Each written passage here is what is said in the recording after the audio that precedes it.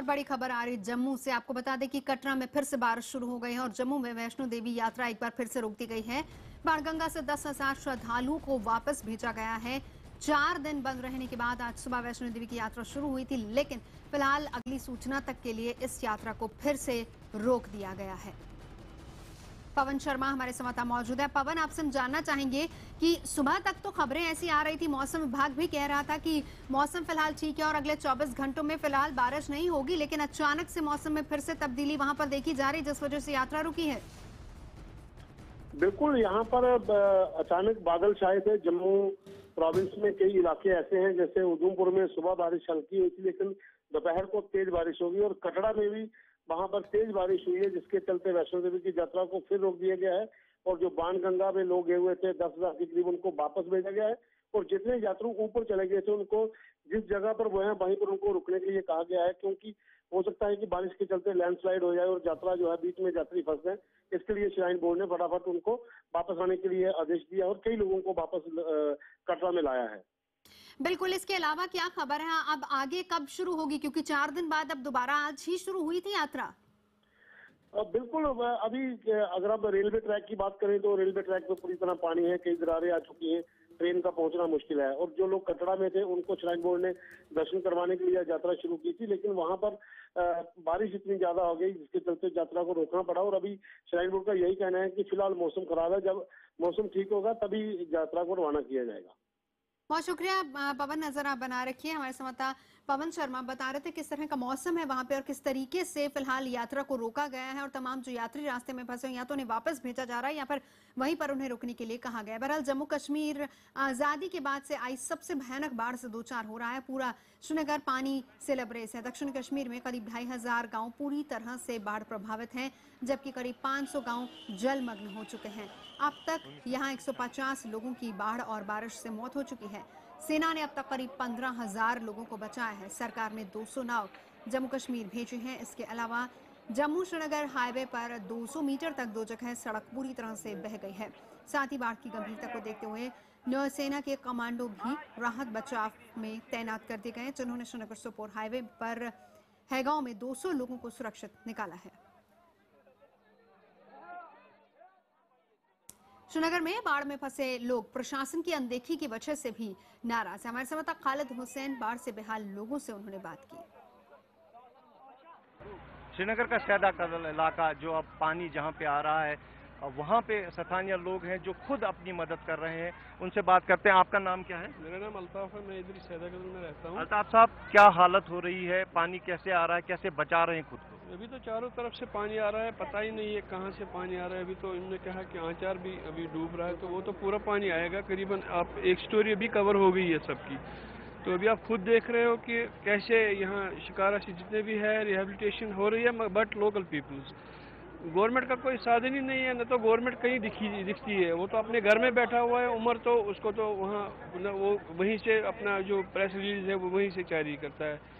और मोदी जो बोलते थे मोदी सरकार आ गई इधर, तो कोई ऐसी बात ही नहीं है कि आप सोचोगे।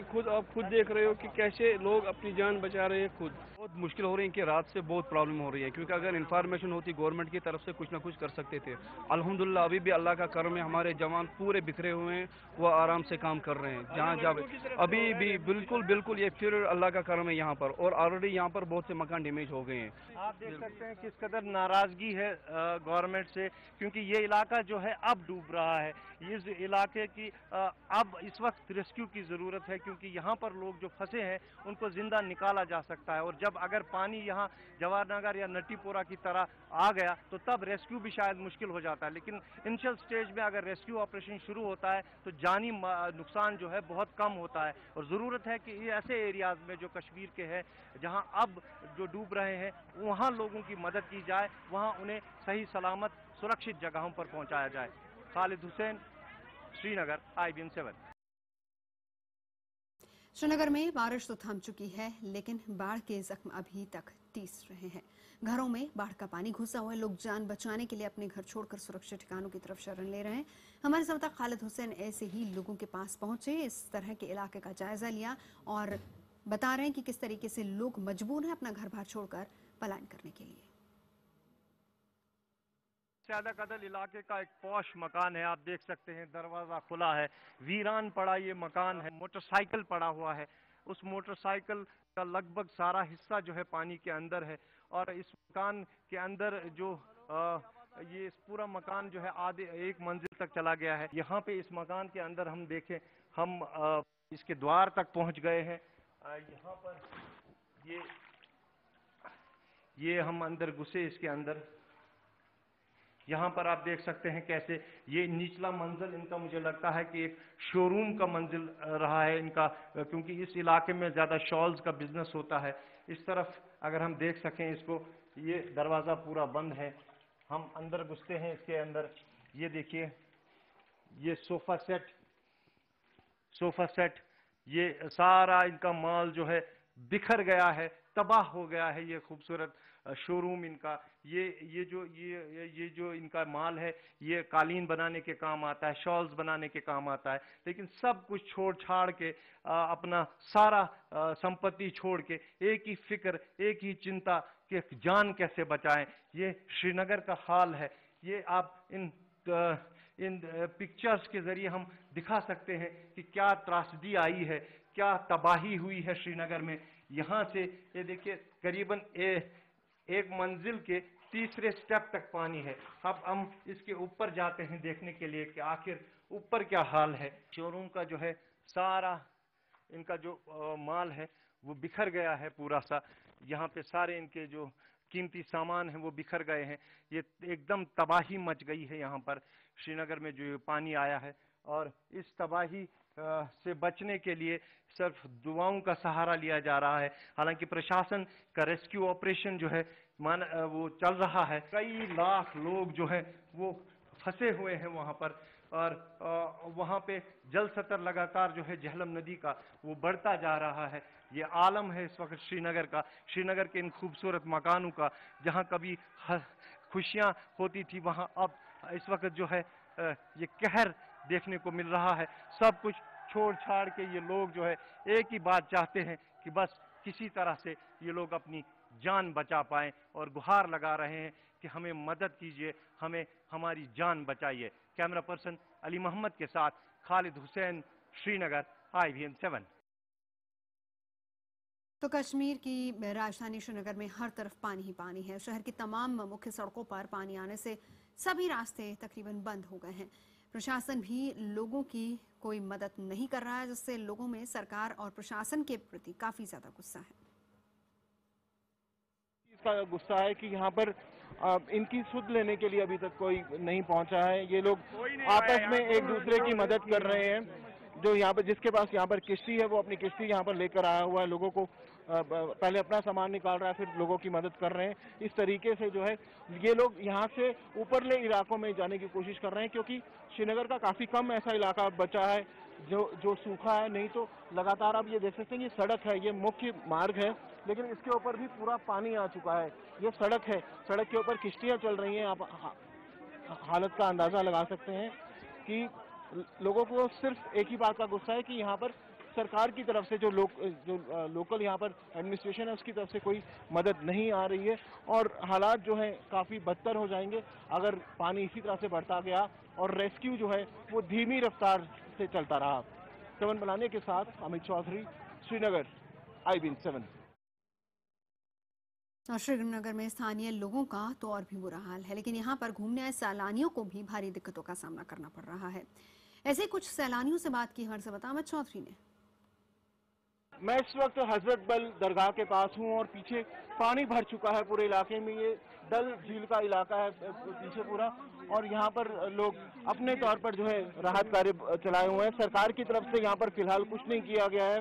हालांकि श्रीनगर के दूसरे इलाकों से भी यही खबरें आ रही है कि लोग अपने तौर पर जो है मदद कर रहे हैं। यहाँ पर कुछ पर्यटक हैं जो यहाँ पर फंस गए हैं, वो लोग यहाँ पर बिस्किट बांट रहे हैं लोगों को। सर, आप कहाँ से आए हैं और क्या कुछ?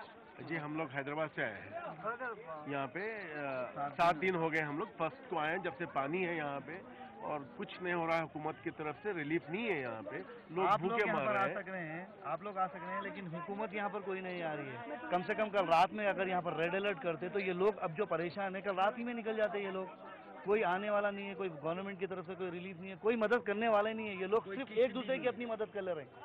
ये बहुत बड़ा जज्बा है इन लोगों का जो एक दूसरे की मदद कर रहे हैं, अदरवाइज ये सब मर जाते हैं अगर एक दूसरे की मदद नहीं करते। ये तो गवर्नमेंट कितने लोग हो आप लोग यहाँ? हम लोग 15 लोग हैं। पहले ये मारिया होटल में थे, अब हम लोग गुलशन वैली में जाके ठहरे हैं और हम लोग का 12th के दिन हमको we have to fly on 12th। तो आप लोग इस तरह से यहाँ पर ये राहत कार्य चला रहे हैं? क्या करेंगे? ये लोग की भूख हमसे देखे नहीं जा रही। छोटे छोटे बच्चों को उनको बिस्किट दे रहे हैं हम, और क्या कर सकते हैं? और कुछ नहीं कर सकते। और हेल्प कर रहे हैं इनकी। अगर ये लोग हैदराबाद में होते तो हम इनके लिए बिरयानी बनाते। ये इंसानियत का रिश्ता है। बेशक ये लोग हैदराबाद से आए हैं, टूरिस्ट हैं, यहाँ पर खुद फंसे हुए हैं, लेकिन जिसे जो बन पा रहा है वो उस तरीके से उसकी मदद कर रहा है। यहाँ पर बहुत सारे ऐसे टूरिस्ट हैं जो फंसे हुए हैं अलग अलग इलाकों में, लेकिन ये जज्बा वाकई काबिल तारीफ है। ये अच्छा खासा बड़ा घर है, लेकिन आप अंदाजा लगा सकते हैं कि सामने कितना पानी भरा हुआ है। आप बताएंगे? सर, कल से हमारी हुकूमत ने कोई हालत नहीं की है। बोला बोटिस लाएंगे, प्लास्टिक की बोटिस लाएंगे, कुछ नहीं।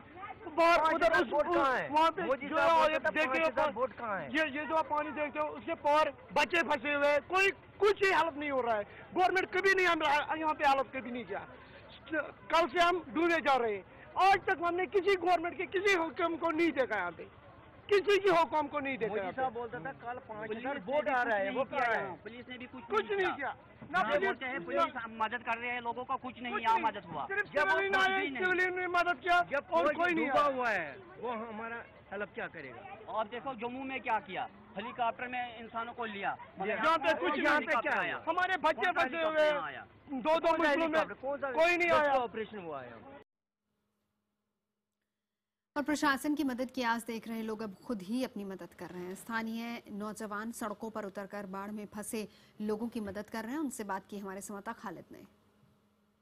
जो फंसे हुए लोग हैं उन्हें नावों के जरिए यहाँ से निकाला जा रहा है। ये खुद पानी में डूब के अपने घर वालों को, पड़ोसियों की मदद कर रहे हैं। आपका नाम क्या है? इरशाद साहब, आप युवा हैं, कैसे आप मदद कर रहे हैं लोगों की? जी सर, हमारी यहाँ पे कोई समझौता नहीं है, यहाँ पे किश्ती हमें नहीं मिलती है। यहाँ पे जो पुलिस का होना चाहिए वो भी यहाँ पे नहीं है। हमारी मुश्किलात बहुत से बहुत बदतर हो रही है यहाँ इस वक्त। आप खुद निकले हैं, आप बचाने लोगों? हाँ, बिल्कुल बिल्कुल सर। कैसे बचा रहे हैं आप, क्या कर रहे हैं? सर बिल्कुल, हम ये किश्तियाँ ले रहे हैं अपने लोगों से, किराए पर ले रहे हैं इस वक्त। हमें ना कोई यहाँ पे, ना कोई गवर्नमेंट हमारा साथ देता है, ना कोई पुलिस वाला हमारा यहाँ पे कोई आता है बचाने के लिए। हम खुद निकले, बच्चे, छोटे छोटे बच्चे लोग निकले। आपका नाम क्या है? जुनैद साहब, कैसे आप कर रहे हैं? पानी में डूबे हुए कैसे बचा रहे हैं लोगों को? हम ये कश्तियाँ ले रहे हैं तो घर वालों में से ये बच्चे जो लोग हैं जो तैर नहीं सकते हैं, जो बड़े बड़े वो खुद भी निकल रहे हैं। हम इसीलिए बच्चों को निकाल रहे हैं, तो जो कि खुदा ना खासा कुछ हो रहा है उन बच्चों को भी, इसलिए हम कश्तियाँ निकाल रहे हैं। हम यहाँ तक देख रहे हैं कैसा मौसम है यहाँ पे इस वक्त। तो ठीक है, मगर देखिए आप कितना पानी, इतने लोग हैं यहाँ पे। तो आप फिर उनको लाकर यहाँ पे गाड़ी में बिठाते? जी। ये देख रहे हैं, ये ऐसे ही युवा बहुत सारे हैं यहाँ पर जो इस इलाके में, जो पूरा ये सैदा कदल का इलाका है, वहाँ पर घरों में जाकर ये लोग यहाँ के जो डल है वहाँ की कश्तियाँ लेकर वहाँ जाते हैं और फिर उन लोगों को वहाँ से बचाते हैं। और जहाँ पानी ख़त्म होता है वहाँ ट्रक्स लगी हैं स्थानीय लोगों की, वहाँ उनको बिठाकर किसी सुरक्षित जगह पर लिया जाता है। खालिद हुसैन, सैदा कदल, IBN 7।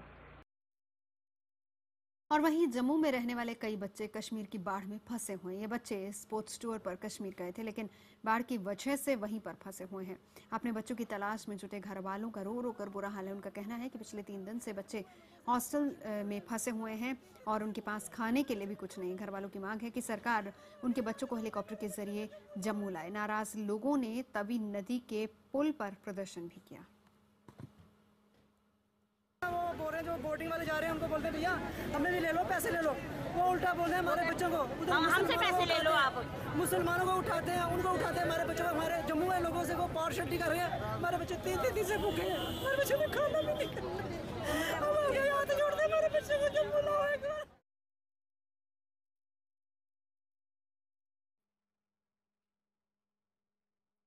और इस बीच मौसम विभाग की चेतावनी को लेकर विवाद गर्माता जा रहा। जम्मू कश्मीर सरकार का कहना है कि अंदाजा नहीं था कि बारिश से इतनी तबाही मचेगी। राज्य सरकार का कहना है कि मौसम विभाग ने उन्हें गंभीर चेतावनी नहीं दी थी। वहीं मौसम विभाग का कहना है कि उन्होंने पहले ही कश्मीर घाटी में भारी बारिश की चेतावनी दे दी थी।